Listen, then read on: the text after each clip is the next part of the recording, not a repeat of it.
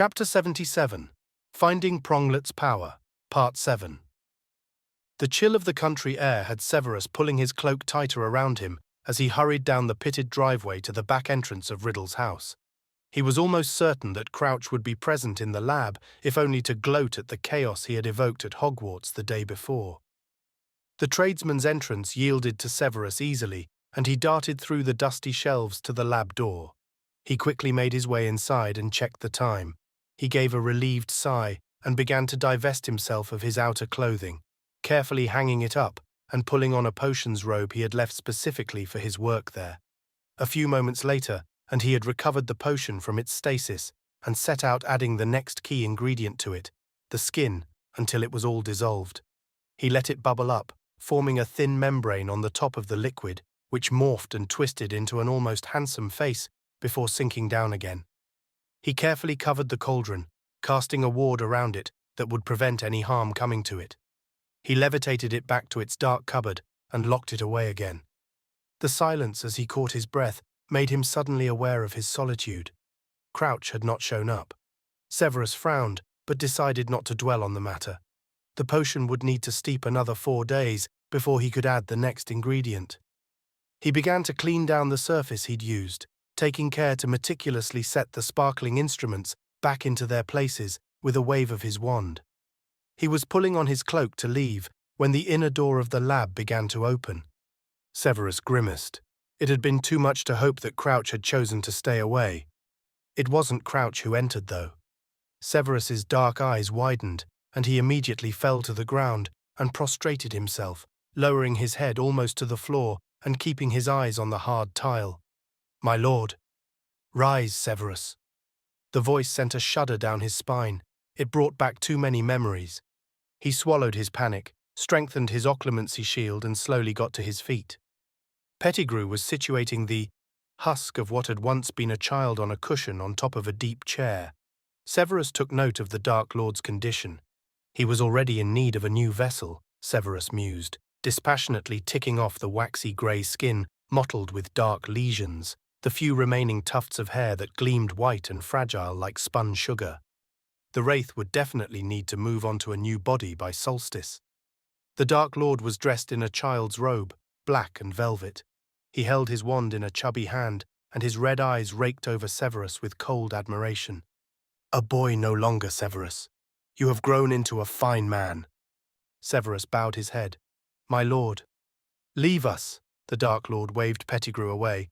"Severus and I have much to catch up on. Nagini will tell you when to fetch me." Pettigrew nodded smartly and made a hasty departure. Severus heard the hiss of a snake behind him, but refused to look. If the Dark Lord chose to have his familiar attack him, Severus would be dead before he could raise his wand. "Severus, attend me." The Dark Lord pointed his wand, and a small footstool appeared by the chair. Severus gathered his robe and sank to sit gracefully on the stool. It forced him into a position of looking up to the Dark Lord, and he knew that was the point. "I had not expected to see you before the ritual, my lord." The Dark Lord smiled, a frightening expression on the young child's face. "Bartemius's recent actions have meant that my plans required a change of venue. While Bartemius is convinced the Vanishing Cabinet will not be accessible until the solstice eve, I would rather not stay in the same place as its counterpart just in case." Severus kept silent. It was good to get confirmation of the Cabinet's presence in Hogwarts, better to know that there was a plan to make use of it, and when. "You always did have very good self-control, Severus. You never leap before you look, never speak when you can be silent." The Dark Lord cooed. "How I wish more of my followers had your attributes." Severus bowed his head in supplication. He knew his younger self would have been delighted at the praise, bowled over to be held in such high regard. His younger self had been an idiot. "Bartemius is currently residing in the basement cell. He will be released tomorrow and sent abroad to assist dear devoted Dennis." The Dark Lord continued.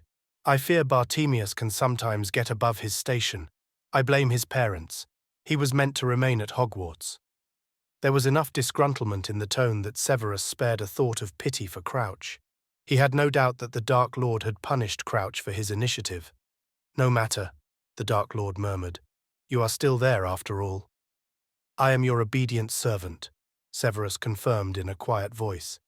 Bartemius informs me that he has set all in motion for Potter to be portkeyed to the site of the ritual at the end of the tournament as planned, the Dark Lord said.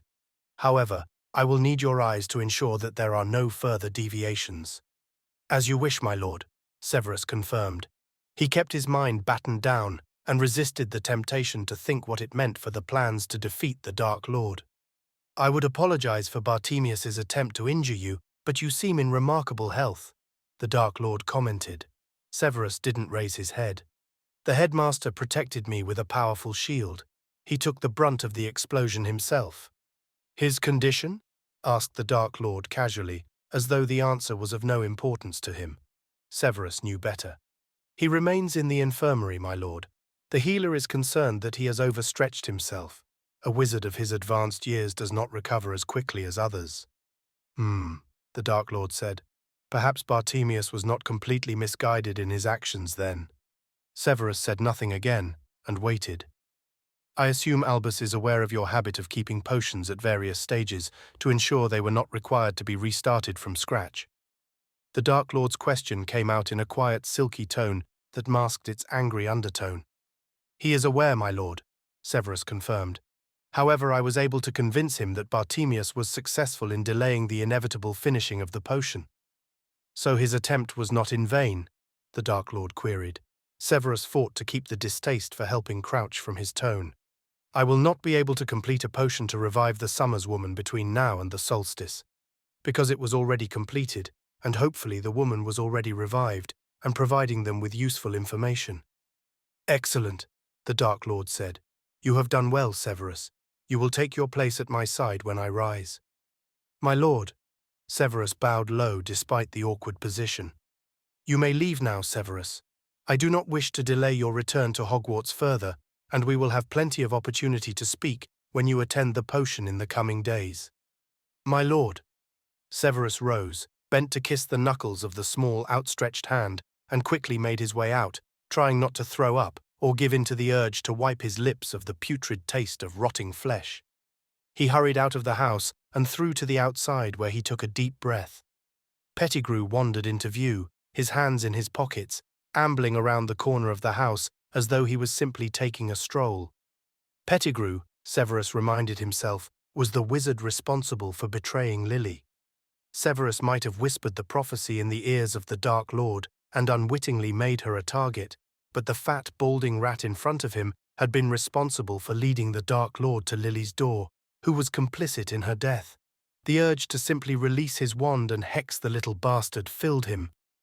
The rat stopped at the sight of Severus. Snape, Pettigrew, Severus said evenly, masking the signs of his inner fury. At least the anger had burned away his remaining physical discomfort at being close to the corpse possessed with the Dark Lord's wraith. I should congratulate you. Nobody would ever suspect that you would be the one to bring about the resurrection of the Dark Lord. You never did rate me, did you? Pettigrew said. You hated James, loathed Sirius, and feared poor old Remus. But me, I was never worth your attention. His eyes glittered with a smug superiority. Nobody pays any attention to me except, of course, for our master.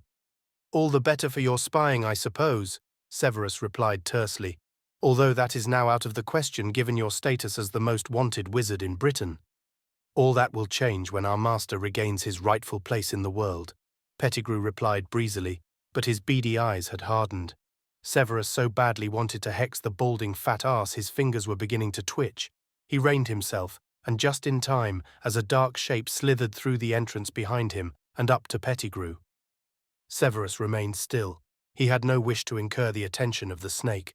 Pettigrew froze as Nagini hissed at him. I must attend our master. He hurried past Severus, and the snake followed as though herding him. The door banged shut, and Severus waited a moment more before continuing on his way. He had much to report. Harry adjusted his omniculars and watched the broom riders zoom for the finish line. Come on, he muttered under his breath. A galleon says Baxter has it, Sirius said cheerfully beside him. Rampart's going to get it, Harry countered confidently. The blonde witch had been winning races all day. The final was a relay with the 3 teams competing. Rampart had the last leg of the race and was already gaining ground on Baxter. Sirius gave a soft harumph. She's got good form. The broom racers rounded the corner and hit the back straight. Whoa! Look at them go! Sirius exclaimed. Harry's lips twitched at Sirius's excitement. It felt good to see his father simply enjoying life. The last couple of days had been exhausting. Between Crouch's assault on Hogwarts, Harry's lion time, and the news from Remus and Snape, it felt like they'd barely had time to breathe. Sirius had hustled them out of the school that morning, determined to continue with his plan for them to spend the day together at the races. It had been a good day and a great idea. Sirius slung an arm around Harry's shoulders and hugged him as Rampart crossed the finish line just ahead of Baxter. I guess I owe you a galleon. She's very good, Harry commented, dodging Sirius's attempt to muss his hair. Want to meet her? Sirius asked. If we drop the disguises, I'm sure I can sweet-talk us into the players' changing rooms. Harry shook his head. I'd rather stay anonymous. Their disguises were simple glamours, turning their distinctive hair colorings into a more nondescript brown, their eyes into the same. Average, everyday wizarding robes in equally dull colors had them fading into the background, but at the same time looking like the average wizard and his son. It had been great to simply be part of the crowd for a day, Harry considered, and when Sirius didn't try to argue for losing the glamours, Harry figured Sirius was probably of the same mind. The stadium was beginning to empty, and they fell in, following the crowd as everyone made their way to the exits. They soon found themselves on a sunny Cardiff street. Sirius tugged Harry in the direction of an apparition point, and a few moments later they reappeared in a small Blackpool shop, hidden away near to the pier. A quick wave of Sirius's wand restored their own looks, and another had their clothing changed to be completely muggle. Jeans, a light sweater, and a comfortable denim jacket for Harry. Jeans, a shirt and a blazer for Sirius. They bought fish and chips from a nearby shop and wandered down to the end of the pier to eat them. Harry chose an old worn bench with a good view of the sea. Seagulls swirled above them, crying out harshly into the still blue sky, hopeful of leftovers and scraps from the visiting humans below. Harry took a deep breath. The scent of brine, old wood and warm sand washed over him and left behind a feeling of peace. "All right, Harry?" Sirius asked quietly. "Just happy to be here," Harry replied. "It's been nice to get away. Have a day to us, you know." It really had been a crazy week. "I know," Sirius said softly. He nudged Harry's shoulder with his, and the two of them settled for leaning against each other. After a long moment, Sirius, his voice slightly rough around the edges, began a story about the Marauders, Lily, and a day at the beach just after they finished school. Harry settled in and listened to his father, pushing all thoughts of Voldemort and the battles to come to the back of his mind. The story was a tale of fun, of a warm sunny day and a packed beach, of a black dog playing fetch with a stick in the waves, of sandwiches with added sand, of laughter and love. Harry could picture them, 4 young men just finished with school, ducking each other in the sea, his mother and father holding hands, stealing kisses, and cuddling as the day turned colder. The bonfire as it grew dark, the cider bottle passed from hand to hand. A day of escape together before the war had started in earnest for them, and every word Sirius spoke was filled with warm affection. Love for the brothers he'd chosen, even for Peter, although the words seemed tinged with pain and sadness. Love for the girl who'd become the sister of his heart, for the family they'd been that day before they'd disappeared into jobs and the war, before betrayals and loss. Harry thought of Ron and Neville, of Hermione, of the Weasleys, even of Malfoy, Nott and Zabini, of everyone who stood beside him in the Alliance. He thought of how alone he'd been when he'd left them after Christmas, grief-stricken at losing Sirius. He thought of Sirius, of Padfoot, of how he'd changed Harry's life so completely, changed the world for Harry, and filled it with family, filled it with so much love and hope. Love surged up within him for Padfoot.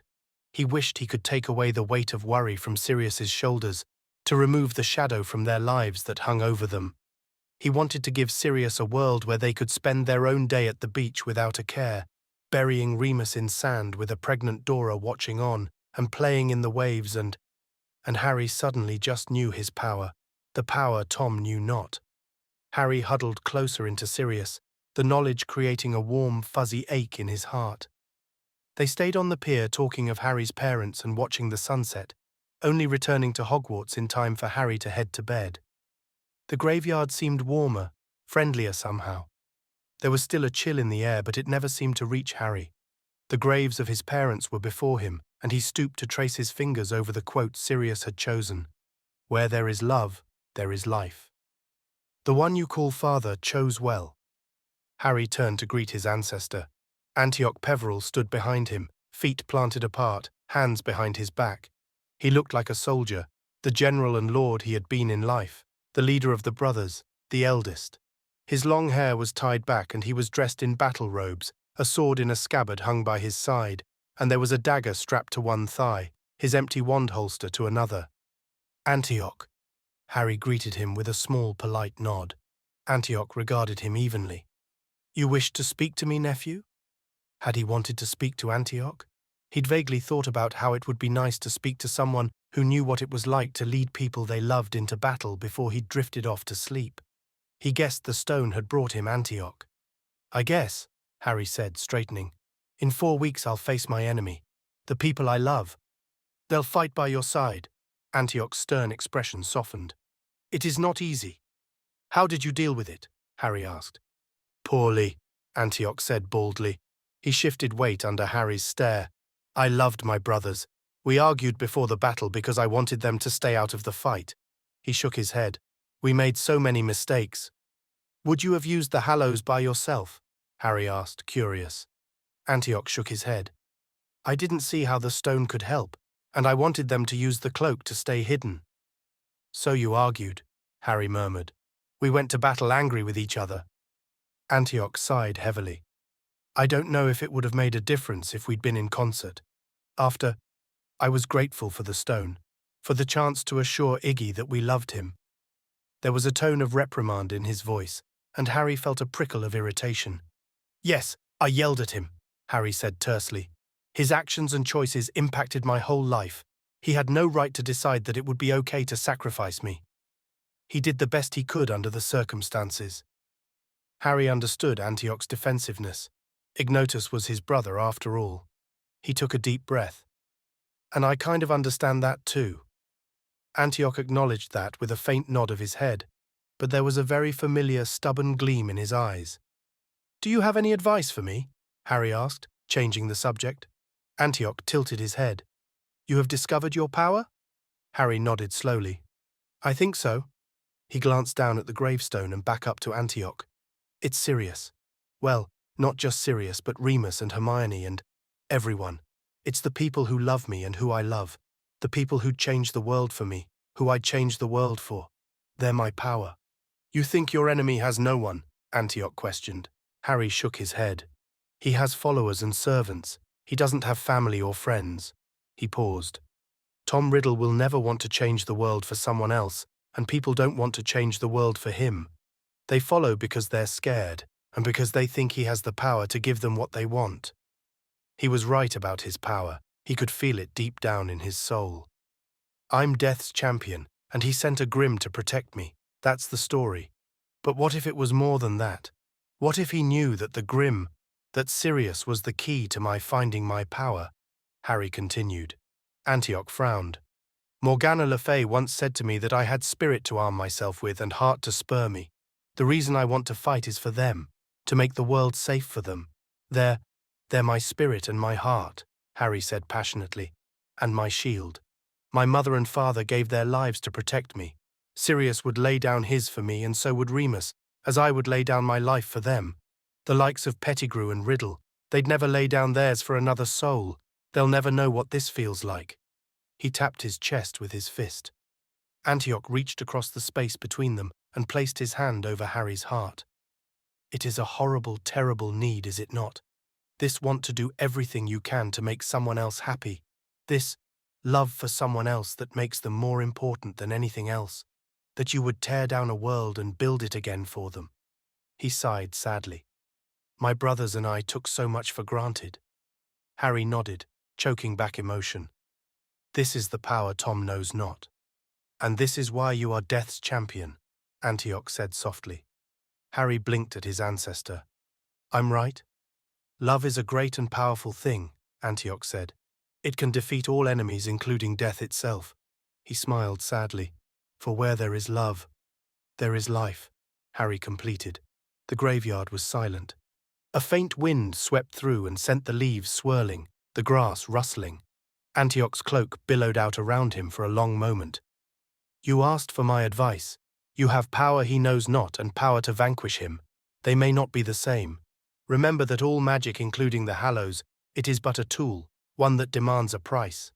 Antioch said, use your advantages wisely, learn from the mistakes of the past, yours and ours, and remember your greatest power is also your greatest weakness. Harry nodded and turned away. The graveyard faded into darkness.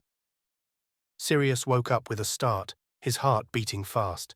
He stared up at the ceiling, uncertain what had roused him. He shoved the covers back and slid out of bed, picking up his wand. He wandered out into the shadowed landing and frowned at the sight of Harry's bedroom door, wide open. He really hoped Harry hadn't decided to break the rules again and sneak out of their rooms. They'd had such a brilliant day, it would be a shame to end it with punishment and discipline. Sirius summoned the map silently and quickly pinpointed that his son was still in their quarters. A sigh of relief escaped him. He sent the map back to his room and padded down the stairs to the study. He found Harry, still dressed in pajamas, sat perched on the arm of a chair staring at the blackboard with Sirius's original plan. Dobby had obviously been alerted to his master's need because there was a fire crackling away in the study hearth, and Harry held a mug of hot chocolate. Hedwig gave Sirius a reproachful look, as though questioning why he hadn't appeared the moment Harry had gotten up. He felt suitably chastised. Maybe he should look at putting some kind of charm on Harry's room. Lily had created some kind of an alert when Harry was a baby. Harry? Sirius prompted gently.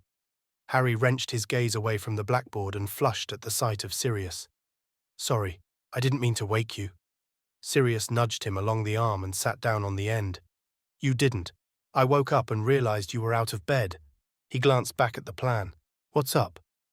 I had a dream and talked to Antioch, Harry said matter-of-factly, as though talking to a long-dead ancestor was something he did every day, which, come to think of it, Sirius yanked his thoughts back to the present. Antioch. He led the battle against the Seven and he led people he loved into war. Harry nudged his glasses up his nose. I guess I was thinking it would be good to talk to him, and so he, kind of appeared in my dream. Sirius shivered and tried to shake the uneasiness he had with Harry's ability to talk with the dead in dreams. He wondered briefly if Harry had always had the ability, or whether it came with being the master of the Deathly Hallows. What did he say? Asked Sirius, focusing on the immediate question. Take advantage of our advantages. Remember, magic has a price, Harry recited, setting aside his mug on the nearby table. And something about my power also being my greatest weakness. Power? Sirius said with a frown. Power. Harry took a deep breath and turned to him. He held his gaze with a Gryffindor courage that reminded Sirius sharply of James and Lily. My family. They're my power. You, Remus, and everyone. He fidgeted a little with the edge of his pajama top. I worked it out when we were at the pier. Well, Sirius had no idea what to say to his son. Death gave me you. He gave me everything I needed, Harry said, and it sounded again like he was repeating words he had once heard. Sirius felt his throat close up on a rush of emotion. You changed the world for me. Harry gestured at the blackboard. You've given me everything. Harry, and you don't even know how much I... Harry turned and Sirius opened his arms. His son hugged him, and he hugged his son back so fiercely. I love you, Padfoot, Harry whispered. Sirius couldn't speak for a moment, and he tightened his hold. I love you too, Pronglet. They held each other for a long time. Hedwig hooted. Sirius glanced at the clock and hummed, smoothing a hand over Harry's back once more and dropping a kiss on the top of his head. It's late. I think I have a plan, Harry said. Sirius looked again at the clock and sighed. He gestured at the blackboard, and it spun around and offered up a clean, empty version. He conjured up a piece of chalk and shifted back to offer it to his son. Harry grasped it with a shy grin. Go ahead, Sirius smiled at him. Let's see your plan, Pronglet. Harry stifled another yawn and straightened the strap on his shoulder bag. He'd told Sirius he was fine for classes, despite the fact that both of them had been almost falling asleep in their porridge at breakfast. Bill sent him a concerned glance, and Harry shrugged it away with a sheepish smile. Physical weariness aside, he felt energized after the late night. Or was that early morning? Planning session he and Sirius had done. Sirius was arranging a meeting with the War Council and the Alliance, and Harry would do the same with the Alliance kids in school. It was all coming together. The loud hustle and bustle of the main staircase ended Harry's inner peace, and he sighed heavily, catching another concerned glance from Bill. He shrugged off the silent question and smiled at the sight of Hermione waiting for him in the corridor outside the Dada classroom, Daphne at her side. Bill grinned as Harry greeted Hermione with a kiss and slipped a hand into Hermione's waiting palm. The eldest Weasley sketched a salute goodbye. Daphne frowned. "I take it Lord Black isn't easing up on security just because Crouch did a runner?" Harry shook his head and smiled. "Constant vigilance." Neville and Ron walked up and greeted them all cheerfully. "Has Sirius said you can come to the dorm now?" asked Ron eagerly. "Next weekend," Harry said. "You should have come as a lion," Ron argued. "You did look awesome." Lavender piped up as she and Parvati joined them. "Yes," Draco said dryly, "because it's all fun and games until someone gets eaten." He nodded a hello to Harry, who was laughing. Theo beside him did the same. "Hey," Harry said, changing the subject. "Meeting after class is in the room for everyone." Neville nodded solemnly. "We'll get the word passed." The morning passed quickly, a blur of classes and normality that rubbed under Harry's skin like a pebble in his shoe rubbing the underside of his foot. He sat down for lunch feeling restless. He couldn't shake the feeling he was losing time. Neville nudged him. "You all right?" Harry paused, causing Hermione and Neville to exchange a brief look of concern over the top of his head. "Yeah, I feel like I need to be doing something more than sit in class, you know?" Neville nodded. "We've got the meeting later. Everyone's coming." "Well." Ron sat down opposite them with a thump. He immediately reached for a large slab of pork pie. "How were the races? You never said this morning and the wireless reception was appalling." Harry stopped Hermione from chastising their friend and smiled back at Ron, grateful for the distraction. The discussion about the broom racing took them to the end of lunch. The afternoon dragged, but as the final class finished, Harry led the way to the room, grateful that the day was over. The room opened up to its usual formation for task planning, and Harry quickly made his way to the small stage. He waited impatiently as everyone filed in. Hermione, the Weasleys and Neville took up a position on the stage to his left. Draco, Theo and Christopher Wenlock stood to the right. The rest of the Alliance gathered in front of the stage, settling into their usual groups of friendship. Natalie Warren stood arm in arm with Victor Crumb. Fleur and Cedric hovered protectively by Sue and Hannah. Connor Sapworthy nodded a greeting at Harry before settling in beside the Inglebys. Jeremy, Blaise, Daphne and Tracy took positions close to the stage, near to Draco and Theo. "Thank you all for coming," Harry began.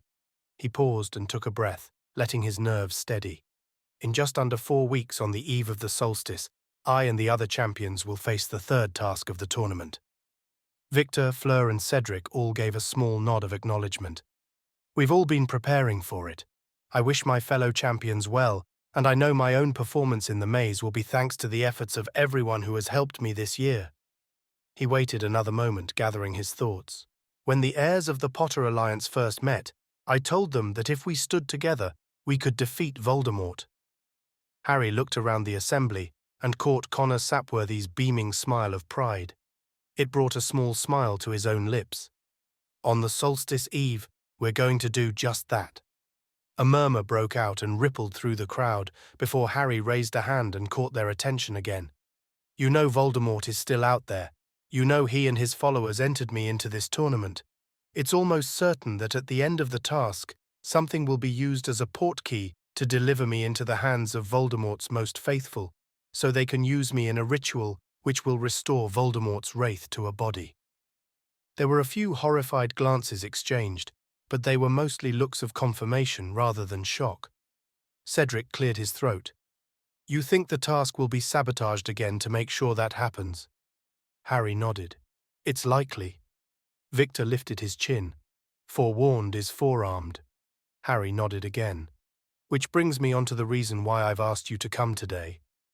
He could see the realization begin to dawn on Hermione's face.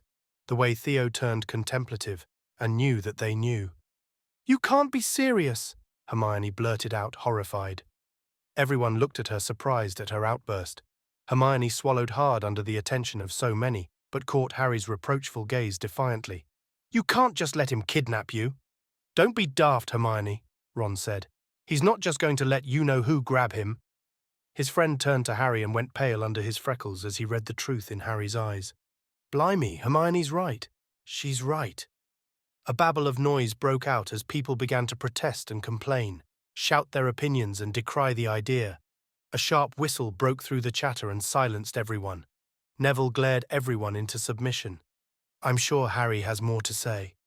"Thanks, Neville," Harry said. He avoided looking at his girlfriend and turned back to the grouping in front of him. "Every effort is being made to finish this before the task, but the likelihood is that it can't be finished. And Victor said it best, forewarned is forearmed. You have a plan to ambush him just like Lupin ambushed Greyback at the wedding," Theo said, derailing any other commentary. Harry turned to nod at the Slytherin. "We do." Hermione stepped forward, capturing his attention. "I don't agree with this," she said clearly. "You shouldn't have to face him at all." Harry bit his lip, considering what he could and couldn't say. He reached out a hand and she took it, confusion in her brown eyes, even though he could see she was waiting for him to explain. Harry glanced back at Neville, who knew, and the other boy inclined his head in recognition of what Harry would reveal. "There was a prophecy," Harry said. He looked at Hermione, partly to plead with her for understanding, and partly to hide from the reactions of the rest of the room. "Months before I was born, there was a prophecy made that said a baby born at the end of the 7th month would have the power to defeat the Dark Lord." "Bloody hell," Ron muttered. "Someone overheard and told Voldemort." Harry continued. "It was why he came after my family back then. It's why he's after me now." "It might not be you," Hermione began to argue, but Harry shook his head. "Dumbledore, my dad. Everyone's checked the wording." He repressed the urge to look at Neville. "It might have been someone else back then, but—" He raised a finger and traced his scar. "And the Dark Lord shall mark him as an equal." Hermione's eyes glistened with tears. "It's me," Harry said simply. Hermione squeezed his hand tightly. "What do you need from us, Harry?" Neville asked, taking a step forward himself, confident and stalwart. Harry gave him a grateful smile. "Someone gave me some great advice. We need to use every advantage we have, and we need to learn from the mistakes of the past." He paused, scanning the faces of his friends. "But most importantly, we need to do this together. I might have to face him. But you won't do it alone," Neville completed. "No," Hermione agreed, "not alone." "You've got me, mate," Ron said, moving to stand beside Neville. "And me, cousin." Draco took a step forward. Theo and Wenlock both moved together. The rest of the Weasleys matched them, and there was a cacophony of sound as the room voiced the same. Cheers and whistles and pandemonium reigned for a long moment. Neville called for order again. He turned with a smile to Harry. "Some of us here have sworn fealty to you, Lord Potter. Some of us are simply friends, but we're all with you." Harry nodded sharply, emotion clawing at the back of his throat, tightening his chest till he could hardly breathe. "Thank you," he said, finding his voice, appreciative beyond words at their support, honored by their trust and faith in him. "I swear this, come solstice, Tom Riddle will be gone and we're going to defeat him together." Cheers erupted again. Hermione was the one who whistled sharply for order. "Right," she said sternly. "If we're doing this—" Her eyes met Harry's with warm understanding. "If we're doing this right." She nodded at him. "Let's go over the plan." His son looked like he needed a good night's sleep, something he hadn't gotten the night before due to his little chat with Antioch. It had also been a long day. Harry had insisted on going ahead with his classes, something Sirius was quite proud about. And then he'd held a meeting with the students in the Alliance, whether they were formally sworn like Neville or simply a friend like Luna. He'd insisted on meeting the adult side of the Alliance after dinner. Sirius knew it made sense. Harry couldn't brief the kids and wait a whole day to brief their parents. It wasn't good protocol. In many respects, most of the adults would have probably preferred for the briefing of their children not to have happened at all. Sirius shrugged that thought off. If someone complained, he and Harry would deal with it. They'd chosen the Black Estate for the meeting. The wards were second to none, and there was a large meeting room on the second floor, which was purpose-built for hosting large gatherings. Sirius had spent his own day ensuring the delivery of the invitations, which included a special one-time-only portkey to the estate. Sirius and Harry had simply flewed in. Remus met them both with a manly hug before being usurped by a bubbly Dora. "The Alliance have all arrived," Remus confirmed. "The family are waiting in the drawing room." Sirius put a hand on Harry's shoulder, and they made their way to see the family first. Lucius stood by the mantelpiece, a crystal glass of whiskey in his hand. He tossed it back and set it on the mantel as Sirius and Harry greeted Narcissa, the Tonks, and the Grangers. "I suppose there is a reason for this summons," Lucius drawled. "Yes," Sirius said sharply, "and you'll find out in a moment when we join the rest of the Alliance." He gestured for them to follow him. He noticed Narcissa sent her husband a glacial, chiding look before she took Lucius's arm. The Malfoys fell in behind the Tonks. The Grangers assumed the next position with Remus and Dora last. Sirius and Harry led the family from the drawing room to the meeting room. It was a stunning space, a beautiful high ceiling patterned in intricate coving that told the story of Arthur. A pale sky blue covered the walls. A polished oak floor softened with woven rugs embroidered with the black crest. The room had been arranged with small tables, set with linen tablecloths and a lit candle. The ceiling's chandelier was lit up with tiny fairy lights. Their guests were enjoying after-dinner cocktails and a selection of sweet and savoury petits fours. The room was noisy with excited chatter, but the Alliance quickly settled down as the Black family entered, Sirius and Harry remaining at the front. The rest took the waiting empty table next to the one where the War Council sat. Just behind them, Bill and Caro sat with the Weasleys and Augusta Longbottom, and to the side, Minnie had taken a seat with Severus and Alistair. Sirius moved forward to a position where they could be seen and heard by everyone. "Thank you all for coming," Sirius said, drawing everyone's attention. He and Harry wore matching battle robes, and he could see the atmosphere turn to a tense seriousness as the assembly appreciated fully that this wasn't just a social gathering. "Harry?" Sirius stepped back and to the side, as Harry took pole position. Sirius was close enough to emphasize that he was still providing Harry with protection and support, but far enough away that the truth that this was Harry's show was made without a word being spoken. Harry gave Sirius a nod of acknowledgement and straightened. It was as though his tiredness sloughed away, leaving behind a young man, a young mage. "Everyone in this room knows that Voldemort remains a threat to the peace of our world," Harry began confidently. "Everyone also knows that before I was born, I was prophesied to defeat him." He gazed around the room, letting the truth of it settle in their minds. "The moment of our final battle has been years in the making, and it will take place on the eve of the solstice." It didn't escape his notice that the headmaster was trying to catch his eye, but Harry avoided Dumbledore's gaze, knowing he was about to be much more open about events than the headmaster probably would want anyone to be. "Voldemort seeks a new body. There is a ritual he's been preparing for all year which will give him what he wants," Harry said. "He needs an enemy's blood for the ritual, and I'm sure it's not a surprise to anyone that he's chosen mine." "Bastard," Griselda Marchbanks said succinctly. Sirius sent her an appreciative look for lightening the tension. "The ritual? It was the reason he had me entered into the tournament. He intends to kidnap me at the end of the third task." Harry paused, and Sirius could see that the dawning realization of what was next on the faces of Augusta and Daniel Greengrass. "We intend to let him." "An ambush," Daniel said, his voice carrying over the small outbreak of murmurs that had followed Harry's announcement. "You intend to turn the tables on him?" Richard Bones started smiling. "Of course he thinks he has you, but in fact you're trapping him." "Yes," Harry agreed. "That's the plan."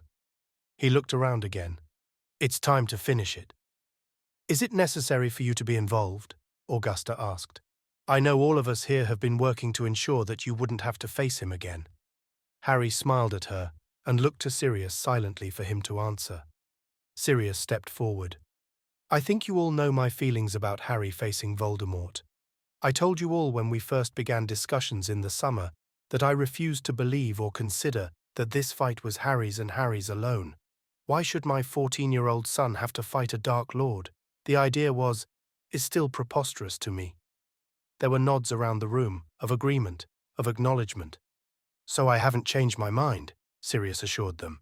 "But," he sighed heavily, "I can admit that events since, the knowledge we've gained since those early days, has taught me that I didn't give enough weight to the obsession that Voldemort has for my son, an obsession which was seeded with a prophecy, and which Voldemort has nurtured and fed with his anger and fear every day since the All Hallows' Eve, when he went to kill Harry and ended up a wraith instead." He swallowed to shake the lump in his throat at the idea of that. Harry shifted closer to him, as though to comfort him with his presence. "I haven't altered my opinion. I don't want my son anywhere near Voldemort. I can tell you that we're working on making any reason for Harry to face him obsolete. Suffice to say, it's not straightforward, nor without risk of spooking Voldemort entirely." Sirius gazed around the room, for everyone to meet his gaze and know he was serious, and believed every word he said. "The truth is that the probability of us finding and corralling Voldemort before the solstice is remote. He's under a Fidelius." Sirius held up his hand for quiet, as there was an outbreak of mutters. Bertie got to his feet, radiating quiet power. "The charm means that magic will not allow anyone who does not know the secret to breach it. We know the general location but cannot step foot onto the property, cannot even see what's there.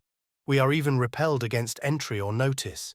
As soon as we turn our attention to something else, the secret begins to dull in our minds and memories until, if it was not a constant focus, we would forget altogether. The magic is arcane, and it would be foolish of us to believe that this is the only protection Voldemort has in place. We know he is building an army. We know he has access to at least one Dementor that escaped the forest at Yule." The head of Dom regarded the crowd with a heavy frown. "An assault would be fraught with danger, and as Lord Black has indicated, the possibility of an assault simply resulting in forcing Voldemort to run and hide somewhere else is high." "You could thwart the kidnap attempt, though," Molly countered shakily. She was pale under her freckles, and Sirius knew she was genuinely concerned for Harry's safety. "It would be my preference," Sirius admitted. "But even I have to concede that the night before the solstice presents us with an opportunity like no other." Alistair nodded his agreement. Amelia rose to her feet. "We will know exactly where and when we can find the wizard known as Tom Riddle, who calls himself Voldemort. He is raising an army, and he'll find an army waiting for him." She lifted her chin. "I don't want to use a 14-year-old to find him. I don't want to place Lord Potter in harm's way. If we can get to him without Lord Potter ending up anywhere near him, we should take advantage of that." "You just don't think he'll make it that easy for you?" her brother called out softly, just loud enough for his voice to carry.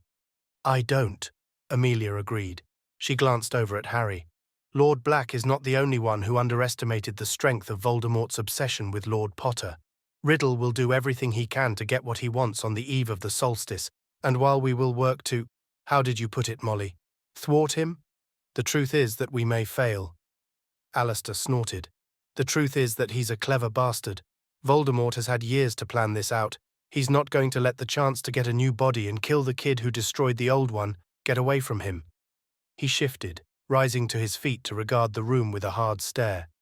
"Tactically, taking him down when we know where he is makes sense. But do I believe we're going to be able to do it without involving Lord Potter?" He sighed and looked over at Harry. "I think we're going to need him. We also need to consider that there is more at work here than simply the tactical decisions of mortals," Bertie said. "There is a prophecy, and fate seems determined in ensuring it is realized." "You can't tell me that you believe in something as flimsy as a prophecy, Sirius," Griselda remarked. "I don't," Sirius confirmed.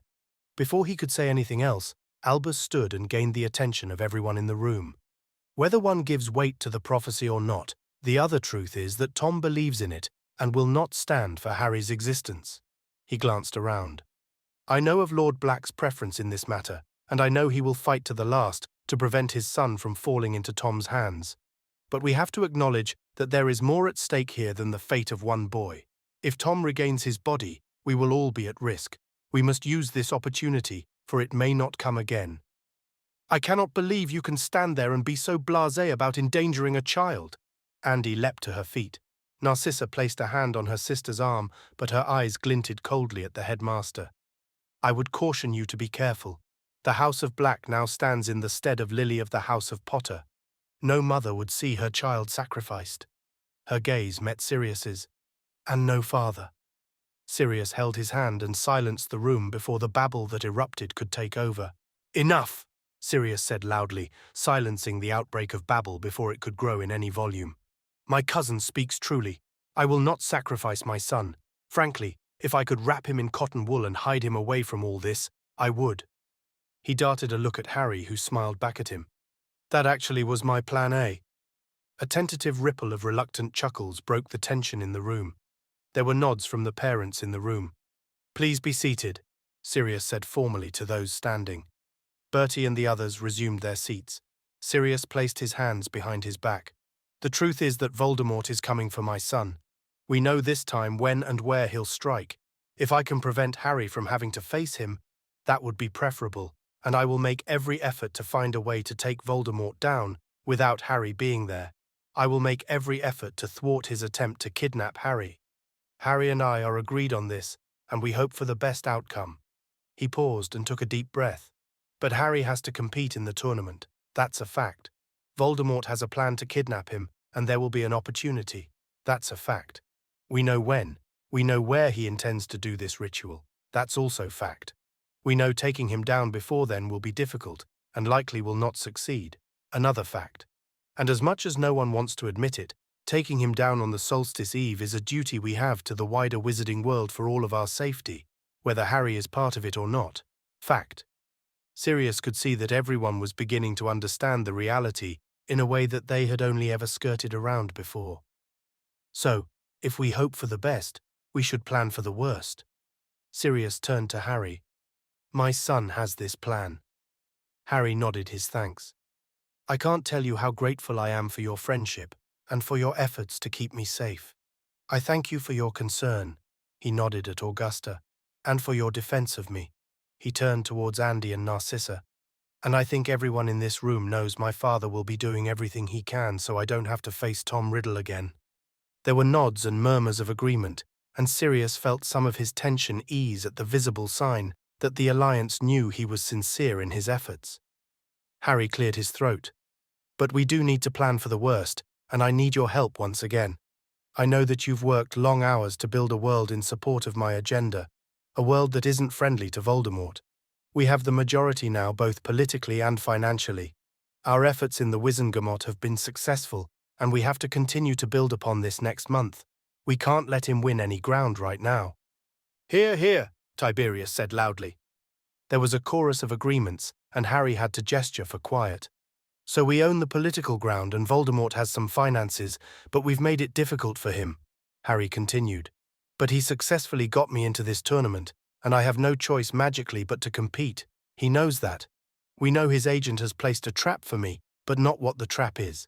So, on the night of the third task, we have to prepare for the possibility that I'll be captured, and we've called you here not only to brief you, but to seek your support and help in ensuring his defeat. He held the attention of the room. Because I can promise you, if Tom Riddle and I meet on the eve of the solstice, I will take the opportunity to end this. Harry declared bluntly. The House of Potter will go to war, and I will defeat him. Do you honestly believe you can? Asked Albert, leaning forward as though eager to hear the answer. I know I can, Harry said simply. I once told your heirs that as long as we stood together we could defeat him. I believed it then, and I believe it now. His eyes flickered to Sirius, to their family, and back to the Alliance. I know I can defeat him because even if I'm on my own when I face him on the battlefield, I'm never truly alone. I carry each and every one of the people I love, who love me, with me, spirit, heart, and shield. There was total silence for a long moment. Sirius could hear his own pounding heartbeat. He held his breath. Magic stirred. Augusta stood up and looked around the room.